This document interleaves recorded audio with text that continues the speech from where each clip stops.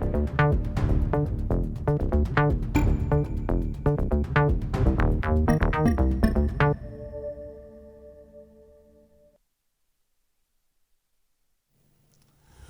day, viewers. Welcome once again to your favorite program, our favorite program, The Conversation, coming to you from TV 360 here in Lagos, Nigeria. My name is Nelson Ekujumi, and I have with me in the studio Peter Clever Para, also a public affairs analyst. Peter, you are welcome to the program today. Yeah, thank you. Thank you for having me. Yeah, thank you for joining us. Well, as we all know, the Conversation is a public issue-centered program on happenings both within Nigeria and in the diaspora. Top of the bill today, we want to look at the Ondo State 2024 Ondo State gubernatorial election, which has come and gone. The election held on Saturday, the 16th of November, across the 18 local governments of the states, and 17 political parties contested the election. Yours sincerely was an observer at that election. And lo and behold, on the morning of that day, at about 6:45 a.m., I was just opening my window to see the breath of fresh air. Lo and behold, I saw INEC personnel already mounting their materials. And I was like, didn't these people sleep? So when in fact, without taking my bait, I put on my clothes, I came out, and I was like, how come you guys are here? The lady told me that they started dispersing them to their locations since 5 a.m. You know, the tradition is that they sleep over. Yeah.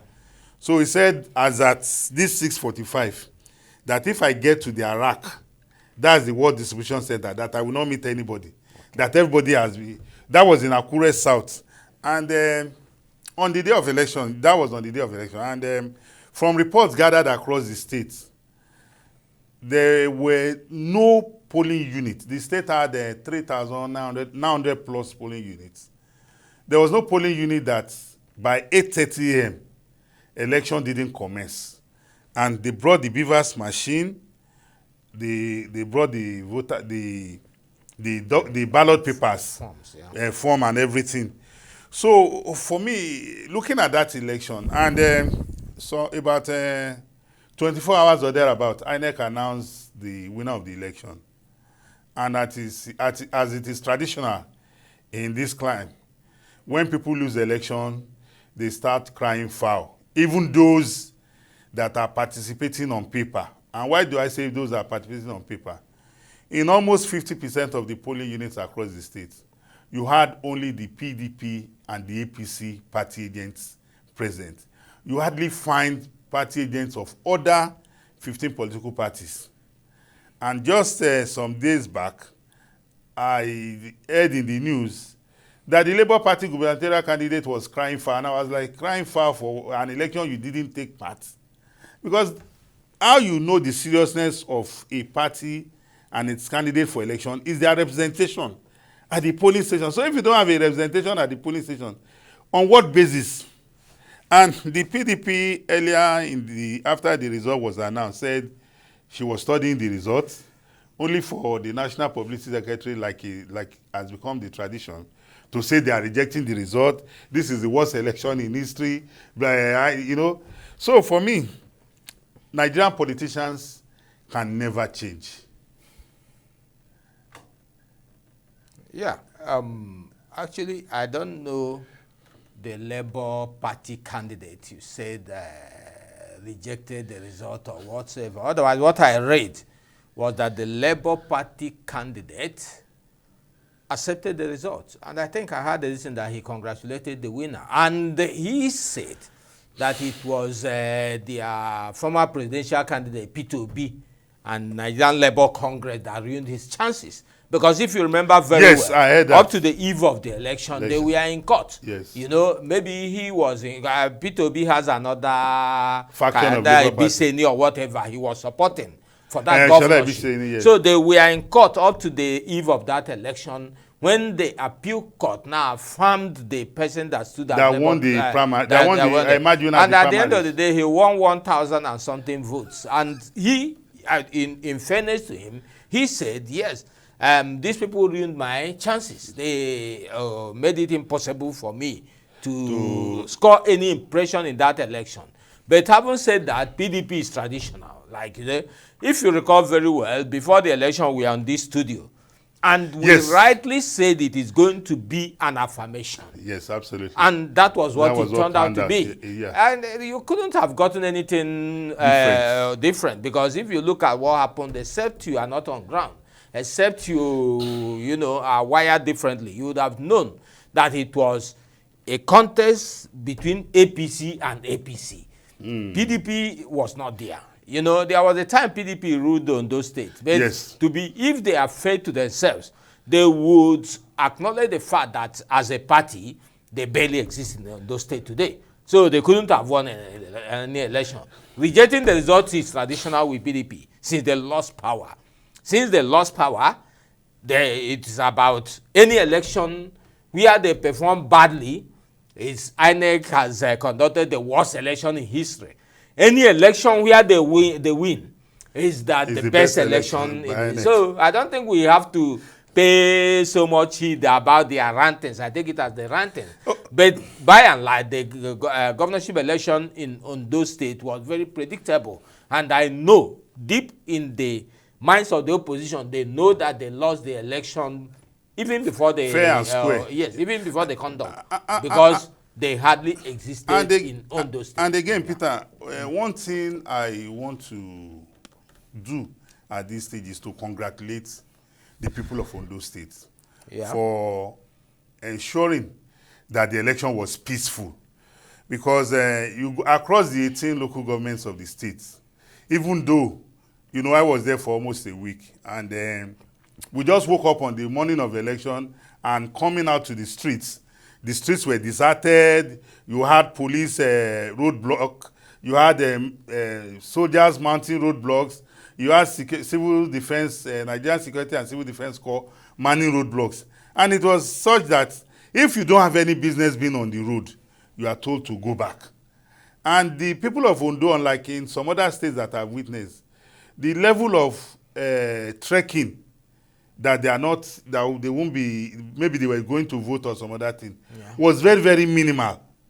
And again, I think when people talk about voter apathy, I think there's need for us for the electoral umpire to open the voters update or registration window such that people can vote closest to them. Because I have experience of some persons I spoke to who were like, since there's no movement, where I registered to vote before, I have relocated to this local government. So it is very difficult for me to assess my polling unit. But I think there is a sort of provision whereby you can transfer. Yes. You can transfer your polling station units, yes, to wherever you are staying. Yes. But having said that, I don't think all these things are the reasons for voter apathy. No, it could be part of the... for this election, I'll tell you for free. If anybody comes and tell you there's voter apathy, I will ask the person to go and check the total registered voter figure in 2020, in 2016, and look at the scores. In 2016, Rotimi Akeredolu scored about 229,000 to emerge victorious against was it Eita Jegede? No. I think it was Jegede. Then in 2020, he scored 200 and maybe 200, less than 300,000. But for this one, and in those periods, we had a voter register of about 1.56 million. But today we have a voter register of 2.05 million. And today the turnout was, the winner scored 336,000. The person that came second scored 117,000. So in all, you find out that the total vote cast was about 500,000. More than yes, so it's like a 25% of the voting population. So the question one should ask now is that why is it that we have this consistent pattern with regards to voters turnout in I Ondo. was How can we coming. I increase was it? coming to that. Not Yeah. only in Ondo, but all over Nigeria. The whole thing there is that many Nigerians still find it very difficult to go out and vote. That is a fact. Of course. And well, having emphasized that, I don't think there's nothing much one can do about it. But No, I think we can do. We can still do more. no, but for Nigerians to realize that if you refuse to make the decision, the number People or will whoever do it on comes your out behalf. will do it on your behalf, and you will have to live with that. It, yes. And well, irrespective of all the moves or all the strategies that have been used by INEC, by political parties, by individuals, civil society organizations, Even the media. to draw the media to draw people to come and come vote. out and vote. The point remains that people must know the relationship between voting and the leaders they get. I don't think they really understand that relationship. You will not come out at a election time. At the end of the day, you will be blaming the leaders for whatever it is. What is it? Well, so I think it has to do with emphasizing on consistent voter enlightenment and education programs. Yes. You know, no force religious bodies, media, market NGOs, associations, this and this and that, so that people will now realize that, see, what you go out there to do is to elect leaders that will govern you. Whatever happens, you know, at the same now becomes a consequence of the choice I made at the election. But if you now take it that no, we are not going out to vote, you sit in the comfort of your room and be complaining. And be complaining. You are making no point, and it's not going to change anything. What will change anything is for you to come out and vote and put your during elections, and so that you decide how the future of your yourself and your family will be. So and Peter, to be honest to you, INEC did an excellent job. The security agencies were top notch with their deployment and how they were motorized patrol. There was even helicopter patrol, such that if there's any action that could affect the peace and tranquility of the environment, they were ready to arrest it.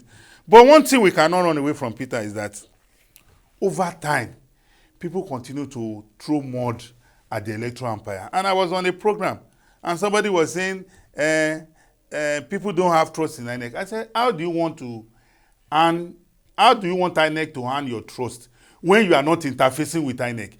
A lot of us just sit down in the confines of our home and make assumptions. For example, on election day, the INEC personnel, before starting the process, will show you the beavers machine.